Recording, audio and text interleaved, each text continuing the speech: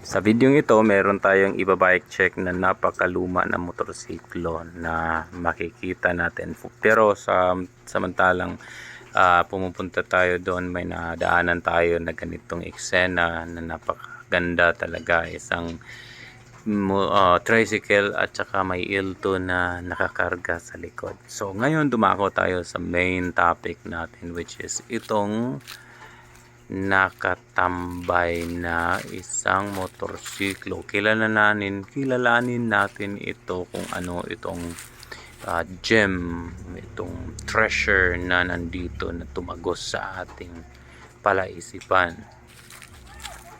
Ito nga pala ay isang napakaluma. Kilalanin natin, i-identify natin. So sa fork pa lang makikita nyo na mukhang mechanical yung fork at saka tumagos na yung mga langis, at dumako tayo dito sa hub na pwede pa namang gagamitin. So plan natin na i-restore itong motorsiklo na ito, yung mga kable at napalitan na ng mga dumi kasi nga tumatagas yung langis galing sa fork niya. So itong motorsiklo ay, kung nakakaalam kayo at medyo familiar kayo kung ano ito, ayan yung speedometer, at dadakutin natin yung mga halaman na tumutubo dito.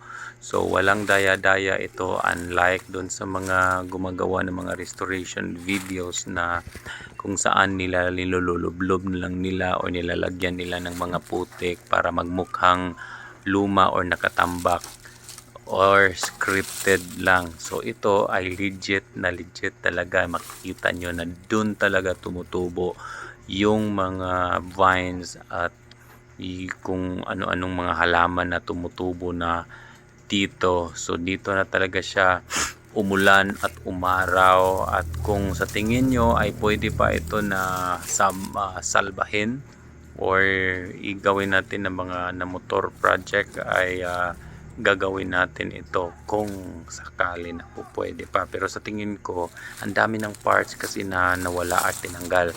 So ito nga pala ay isang RS100 during the 1990s. Ito yung bisikleta na sumunod doon sa L2. So hindi na siya, yung mga tubo ng chassis niya hindi pa naman masyadong kinakalawang. Ito may mga namamatay na nga sa loob doon na nagpahinga hasang ng lubusan. So dumako muna tayo dito, babalikan lang natin yon. Nandito ang isang Kawasaki na 4-stroke yata ito, hindi katulad ng RS100 na tinangnan natin kanina. Itong Kawasaki ay nandito pa, 2 strokes nga pala ito. So nandito pa yung headlamp niya, speedometer, yung mga lever at handlebar, at saka ito hindi pa pudpud. Pero sa makikita nyo mamaya kung gaano siya katindi yung situation ng motorsiklo na ito. Yung mga case cover niya ay okay pa naman, nandyan pa yung mga stand, at saka sa tingin ko itong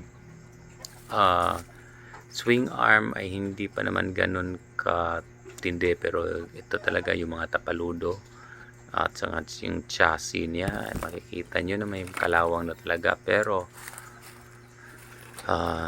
nang dukutin natin yung ano niya, yung upuan, ay makita nyo yung kondisyon ng motorsiklo.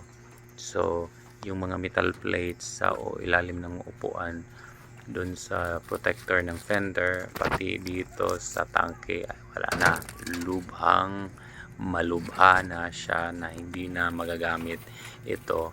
Pero yung mga magagaling talaga ng mga latero ay pwede pa siya na tapakan ng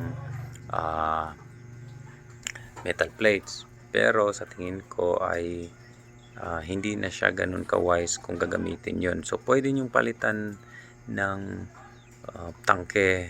So itong motorsiklo, yung elbow at saka pipe niyan, galing ito dun sa RS na 100.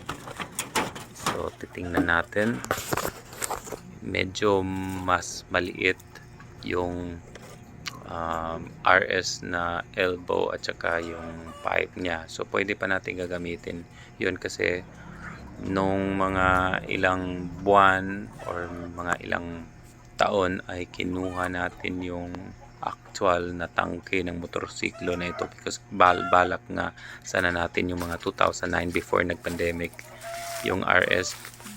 So nandito tayo sa pinakadulo ng